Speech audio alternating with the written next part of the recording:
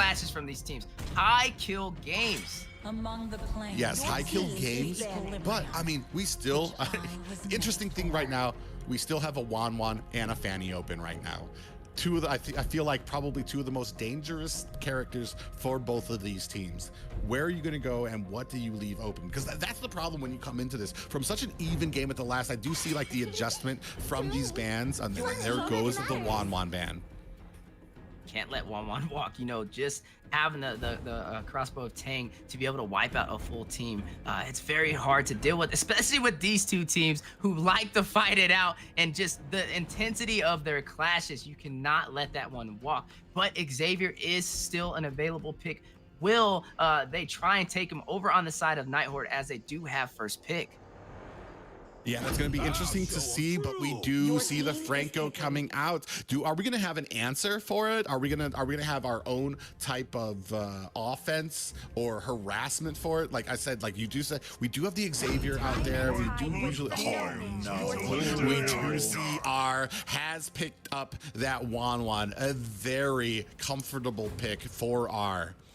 I gotta respect both teams. I like the first pick on Franco, but the answer on the side of Insomniacs is just phenomenal. With that Ballman, with that Beatrix, you know, the potential that they can build off of that lineup is insane. But we do see over on the side of Nighthorde, they are gonna pick up that Sicilian. Yeah, they're gonna pick up the Sicilian, so potentially leading with the Franco and baiting Insomniacs to pick up this R, just because Franco will be able to come in there with that suppression to be able to lock down R on that Wan potentially. I mean, R is no slouch. I would not want to be the Franco whose job it is to try to lock down R, because I mean, he can be slippery on this Wan, and we do see the glue being picked up here, which I assume is going to be going into the XP lane for the side of the donkeys. Wow, what a wild card pick. You know, this is just like when we saw a Benedetta, you know, be picked inside of the draft. Now we got a glue, so I really want to see how this plays out. I am seeing it in the XP lane, going against a Dyrock, but there goes the Fanny ban. Yeah, not gonna let it get through to the second round. They do know that Vanity is pretty lethal on that Fanny, so definitely gonna try to take that off of the board. It's been a while since we've seen a glue. It's definitely a wild card for me as well. Maybe an answer to this Dyroth or to this Balmond, who's gonna be looking to dive in there. What type of value it's going to be able to provide remains to be seen here, especially because, I mean, that lethal counter is going to be able to take down all of the little minions from that split from glue. So I mean, I don't know how well that might work. I like the idea because he is going to be mainly melee trying to charge in there, and you're going to be able to offset that with that split from glue. But we're gonna see how well that kind of plays in here. We do see the bans Kagura for the side of the donkeys being picked up there. Now, in terms of wild card, we always say this could either go a really good way or a really bad way. So I think this is gonna be an exciting time to see where glue kind of falls in that spectrum. But we do see the Karina being picked off. Looks like Insomniacs is trying to limit the amount of junglers available for the side of Nighthorde. Yeah, we saw the Karina taken out there. Interesting for me, because I do feel like Balmond is a pretty decent counter for Karina. So, but I mean, with somebody who is as mechanically gifted as Vanity, probably not as good of a counter. So, I mean, definitely wise to go ahead and take that off the board. And we do see that Lilia, the last ban for the side of the donkey. So it's going to be on Ashley here to see what kind of mage she's going to be picking up. Wow, what a draft we are seeing so far. Do we see the Lu Yi picked up again? Possibly getting a little bit of additional CC, especially on those more frontline heroes like the Franco, also the glue. But instead, choosing to go the route of Lunox to kind of do that additional damage, you know, using that brilliance to be able to get out, and also using the Chaos Assault to do those damage to those tankier heroes. Come on, Dexter. Yeah, I do like, I feel like Linux might provide a little bit more value against tankier heroes. Like we do see, it's a double-edged sword with her. She does provide both, like you said, with that brilliance, being able to get out of like the maybe assassins ganks but also with that darkening, able to take down the tankier heroes. Maybe this is going to be the way that they're going to be bursting down Glow or bursting down the Franco here. We are kind of tap dancing. We did see that Claude get picked up, but we're tap dancing about which assassin we're going to be looking for. Hovering over the Lance, not sure if this is going to be the pick. Oh, yeah. So interesting pick up here. The mobility for Barat's a little questionable for me, especially because you do have a Lunox on the side of Insomniacs, and we do know Barat's does have a little bit of a problem with that magic damage early game, but it does take Lunox a little bit of time to come back online. You know, speaking of Lunox and also having that die route as well to be able to take out, the Donkey's Barat's player, taking out Vanity, it can be crucial. You know, it is leaning more in the favor for me on the side of Insomniacs right now, but the question is, what are they gonna pick for Dark? Hovering over that Masha pick, honestly, one of the stronger roamers here, like we have talked about before.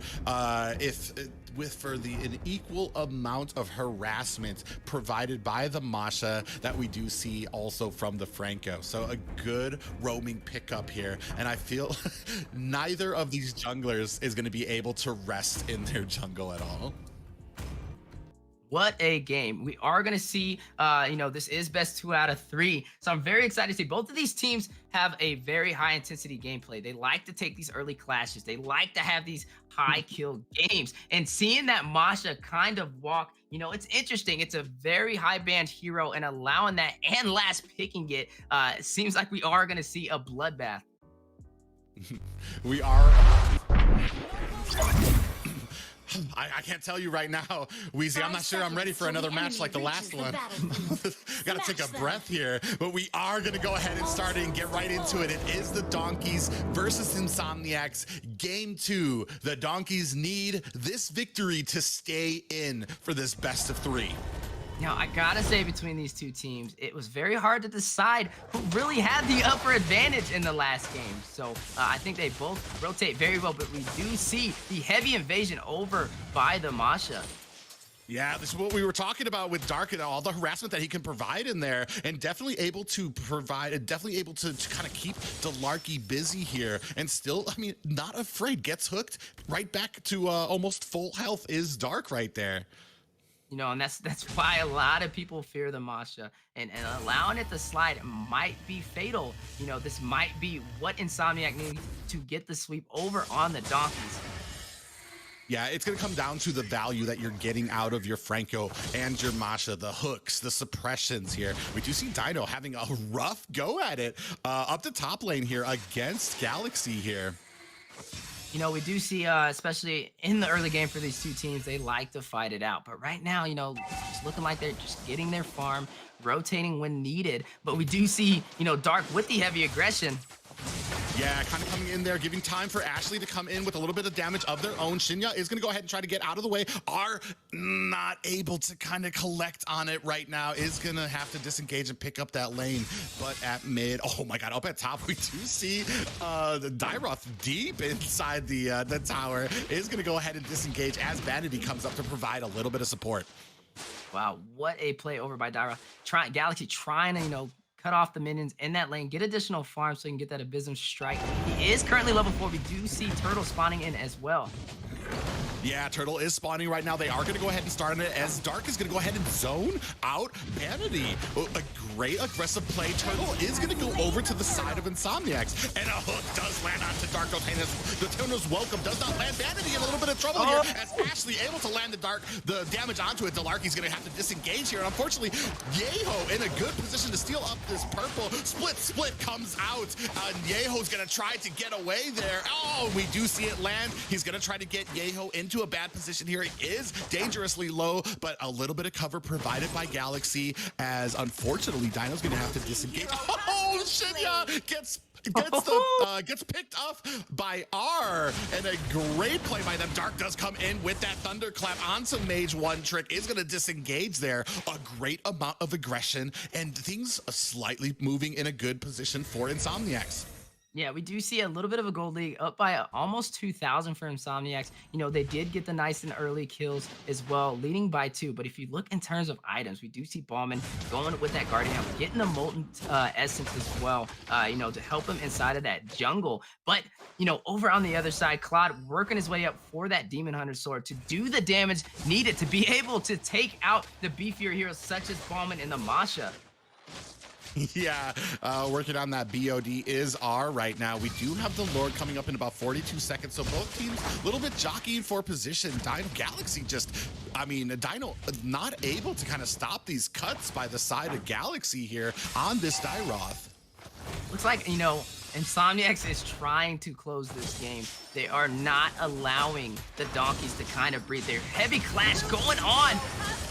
Vanity gets taken down there. We do see Mage One Trick trying to disengage here as D Larky is going to have to go ahead and flicker away. And what does this mean with 12 seconds left on this turtle coming up? I don't think the do we know if the donkeys are going to be able to come back and be able to counter this? And in an answer to that, Shinra does get taken out by R again on this Beatrix. That's kind of where, R specializes, especially with the Beatrix, pulling out that, shotgun, pulling out Wesker and getting that insane damage from a bush. And Turtle does go in the favor of Insomniacs, increasing the lead. They are up by 4 kills. They did secure the first turtle, and it's only 4 minutes in the game. 3K gold lead at 4 minutes right now. Right now, this is not a trade. This is Insomniacs leading and enforcing their will. We do see at the bottom tower, Dark and R making short work of this tower. Shinra comes in, loses 2/3 of his health as soon as he pokes his head into the lane. I think it's a hard lesson learned about how powerful Beatrix is early game. And it's shown over here and for R. He's definitely playing the way he should. He is up by 2 kills, taking the lead in kills for his team. They do have a very solid position right now, having the Ballman to be able to focus on those objectives without any issues. Yeah, we do see that Masha is coming down here to the bottom lane. R absolutely dominating and taking advantage of this slow early game of the clock. We do see a hook that does land on the Yeho. Gets to put it in there. We do see a lethal counter coming down. Dark coming in here. Are we going to see a thunderclap? A lot of damage coming on the Shinra. Whoa! Does get taken down. El Darkle gets taken down as well. This is a 2-for-nothing trade in favor of Insomniacs. If you want to learn how to build a snowman, just watch what's going on right now. Insomniacs is 6-0, 18K to 13K. They are up by 5,000 gold in 5 minutes. We have to see the donkeys rotate a little bit better together and just prep for these clashes, as we do see a huge gold advantage. Even in terms of items right now, with R being 3-0, he is going to be having those more aggressive items, such as the Blade of Despair, fully built within, that 5-minute time frame to be able to deal additional damage as well. But we do see over on Claude's side, he does have the Demon Hunter sword on Glue, going with that Cursed Helmet to do some, magic damage, but also have the defense as well. Yeah, we do see that the donkeys are going to go ahead and start up on this turtle. I don't think that Insomniacs are kind of in a position or even looking to try to go ahead and get onto that. We do see El Darkle going to go ahead and try to zone it out. Vanity is able to pick up that turtle. We do see suppression onto Yeho. Is it going to be enough? Daytona's Welcome comes out, connects onto Masha. And we do see a stun there as Vanity is in a commanding position here. Ashley from the side is trying to put on damage. Down goes Vanity to Yeho. So that is a man, they got the turtle, but was it worth it? In terms of draft, especially on the side of Insomniac, they have a lot more of a stronger early game, but we are going into that replay, seeing that Lord being taken on the side of the donkeys, and then the insane clash going down as well. Ashley able to get the kill on the Larky. You do see the Bats Feast trying to do some damage from Mage One Trick. Galaxy taking out Shinya, increasing that kill lead by Insomniacs, and then continuing by taking out Vanity, but the hook! We see the Blazing Duet come down onto Galaxy. What a beautiful hook and follow-up by Shinra. Yeho here in the middle. Mage One Trick doing his best to try to stave off this push right now. And just like that, we do see a little bit of an engagement here. Dino trying to work his way back as Dark is going to go ahead and push the advantage here. We do see, what I like about this R, just transfer from the bottom lane. We just see Trouble, that split. Is it going to be enough to save him? He does latch onto Yeho. Is that going to be enough? Dino goes down to the hands of R. So much damage right now by him. Oh my goodness, these clashes are intense, but Insomniac continuing to grow that lead. You know, we do see, like we said, in terms of draft pick, I just feel like the Donkeys have too much of a late game composition. You know, you have that Barat who requires a lot of defensive items as he's more of just a frontline hero. Being able to soak up a lot of damage. But, you know, looking on the side of Insomniacs, they have the Beatrix for the early game. They have the Dyroth for the early game. They have Lunox with the potential of the early game, just with the Chaos Assault, you know, and the answer for the Donkeys with that is going with the Claude. You know, going with the glue, but like Claude, he needs that Demon Hunter sword. You also have the Sicilian who requires a certain amount of stacks to even be able to be a potential threat in the game, and Insomniacs is not allowing that. Yeah, I mean, late game compositions are great and all, but you need to be able to make it to late game. We do see that Claude has picked up that golden staff and the Demon Hunter sword, so should be coming online here shortly. But this Lord is absolutely being shredded by Yeo, and there's not really going to be an answer by the Donkeys, as that is picked up with very a very little contestation there. And it looks like there's just not too much contest over on the side of the Donkeys. Insomniacs is just getting everything they want to right now without too much of a challenge. We do see Clock of Destiny being built over on Mage One Trick almost 10 minutes inside of the game. You know, this is gonna be a hard comeback by the Donkeys. Not impossible. Like we said, they do have a late game composition. So if they can hold off, it might lean more in their favor. But if they keep allowing Insomniacs to take these objectives, to take these plays, they are going to try and get the early finish. Oh, we do see that Blazing Duet come in there, but they are trying to zone them out, so they go, oh my god, that flicker in by Galaxy, able to take down Shinra, and down goes Mage One Trick. Yeho gets taken out as well, as Galaxy is going to go ahead and try to disengage here. Oh, what a play there. It is a 1-for-2 trade in favor of the Insomniacs, as we have this Lord crashing into top, and now at the mid, we're going to have an engagement here onto this tower. Are they going to be able to get it down? They take it down to halfway, held down at the bottom. Look at this split by the Insomniacs. I mean, a split, but they weren't able to get any towers, but they are very low. So, I mean, the next push here could decide the game for the Donkeys and Insomniacs here. Insomniacs is just getting everything they want right now, but the class is not done! Yeah, Franco checks the wrong bush, does get taken out by R. We see that Blazing Duet come out as Dark is going to go in and take a lot of damage there. Galaxy coming in, is going to try to get away. Ashley in trouble, does get taken down by Shinra. Dino is on the run. R going to come in and finish him off. What a play over on the side of Insomniacs. You know, only losing one member in that class. Ashley has been taken out. We do see Lord, you know, currently spawning in 70 seconds. So there is a little bit of time, you know, for the Donkeys to kind of get a game plan to change the tide. We do know they have that late game composition. Sicilian needs to get his stacks, but, you know, if we did look at the items, had a little bit of an item reveal. Looking at the gold as well, 28k to 36k. Insomniacs is leading in terms of gold. We do see Bauman on the full defensive build as well. You know, having the anti-Curse, the Guardian helmet, you know, also having the Cursed helmet as well. He's just full defensive tank mode right now. Beatrix with the, you know, the Hunter Strike to do more pin, and also the Malefic Roar. But a class going down from Bandit. He's trying to escape. Yeah. Bandit trying to get away here, is not going to be able to. Mage One Trick is trying to support it. Dino and D Larky are coming in to try to support it. We have a disengagement from Insomniacs, and wisely, the rest of the Donkeys are not going to go ahead and follow that. And right now, I feel like the next 5 minutes, the next 4 minutes are going to decide, are we going to win this, or are we going to go ahead and let the Donkeys kind of come back here? We do see the Larky trying to disengage, does land a hook on, and we see that Blazing Duet coming down onto Yeho. Yeho guns down there. This is not the position that you want to be in with 5 seconds left to go on this Luminous Lord. I mean, they are going to be able to maybe zone it out, but you have lost that retry. They're only hanging down to 2 inhibitor turrets on the top and bottom side. It's not looking too good for the Donkeys right now, as Insomniacs has had such a firm position, but the clash. Yeah, Dark does get hooked onto him, but that is not the target that you want there. Sadly, Darky's going to be able to tank that and be able to get that health back right away. We do see Galaxy is going to go ahead and flicker, does dodge that hook, but the rest of the Donkeys are giving chase. Oh my goodness, look at positioning right now. You see Beatrix and Lunox currently going to try and take that Luminous Lord, given even more of an advantage. They are able to secure it as well, but the Bloody Hunt. The Larky does go down by that Bat's Feast of Mage One Trick. Down at the bottom, Dino and Galaxy going at it a little bit here. Are they gonna? Oh, they do land. Oh no! Galaxy in a little bit of trouble here. Blazing Duet combined with Mage One Trick are able to take him down, but we do have this Luminous Lord from Insomniacs. But you have just lost 2 players. So what type of value are you going to be able to get out of this Lord?